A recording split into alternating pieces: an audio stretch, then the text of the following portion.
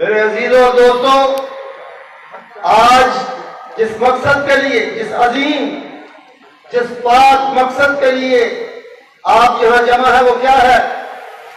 ہم اس بات کا اعلان کرنے آئے ہیں کہ نبی محترم صلی اللہ علیہ وسلم کی عزت اور حرمت ہمارے لیے، سب مسلمانوں کے لیے بلا اختلاف مسلک، ہر مسلمان کے لیے اپنی عزت سے زیادہ، اپنی جان سے زیادہ، اپنے خاندان سے زیادہ، اپنی اولاد سے زیادہ، اپنے والدین سے زیادہ ہے۔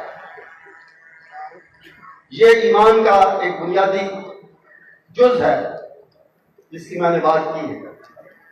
اور اگر آپ صحابہ کرام سے لے کر آج تک ہمارے جو اسلاف ہیں ان کی زندگی پر نظر کریں، ان کے ایمان کو دیکھیں، تو ان کے ایمان کا یہ بنیادی حصہ اور لازمی جز تھا کہ وہ نبی اکرم صلی اللہ علیہ وسلم کی حرمت اور عزت پر جان نثار کرنا معمولی بات سمجھتے تھے۔ میں بہت سی مثالوں میں سے ایک مثال دینا چاہتا ہوں۔ حضرت انس بن نضر احد کے شہداء میں سے ہیں۔ احد کی جنگ میں، غزوہ احد میں ان کو 70 سے زیادہ جسم مبارک پر 70 سے زیادہ زخم آئے۔ نبی محترم صلی اللہ علیہ وسلم بھی دیکھ رہے تھے کہ میرا یہ پروانہ کس طرح جان توڑ کے لڑ رہا ہے۔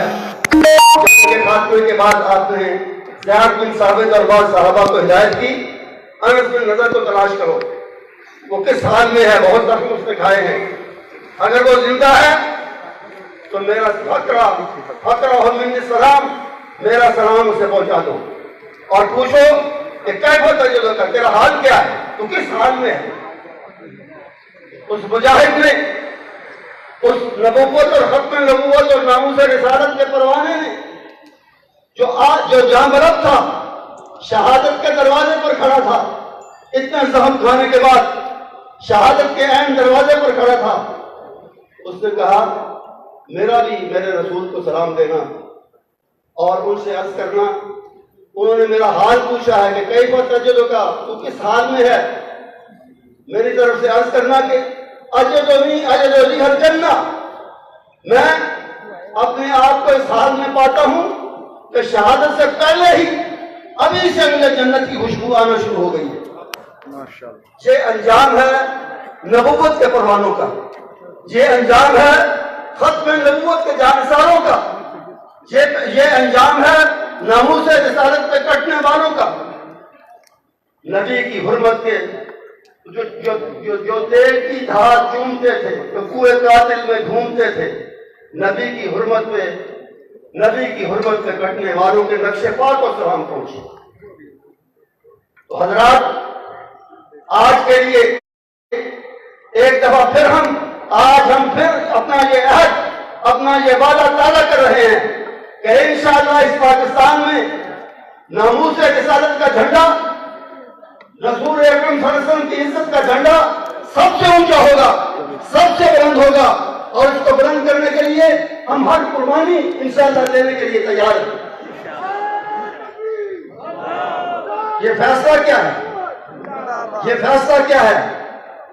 اناد اور تضاد، ان دو لفظوں کا کی آڑ لی ہے چیف جسٹس نے اور ان کی ٹیم نے کہ جی اناد تھا اس عورت کے ساتھ۔ اناد کیا تھا؟ کوئی پہلے اس کی دشمنی نہیں تھی، اناد اسی بات پر تھا کہ اس نے بکواس کی، اس ملعونہ نے رسول اکرم صلی اللہ علیہ وسلم کی ذات اقدس کے بارے میں دماغ ایسے دیے کہ ان کا ایمانی جذبہ کھول اٹھا، ان کے جذبات کھول اٹھے اور انہوں نے اس سے تکرار کیا، بحث کی اور اس پر کیس دائر ہوا۔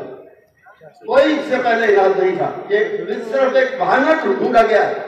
اور جیسا کہ دوستوں نے کہا، لوور کورٹ اور خاص طور پر ہائی کورٹ مانتے تھے، انہیں کوئی تضاد نظر نہیں آیا گواہوں میں، انہیں کوئی اناد نظر آیا تو ثاقب نثار کو نظر آیا۔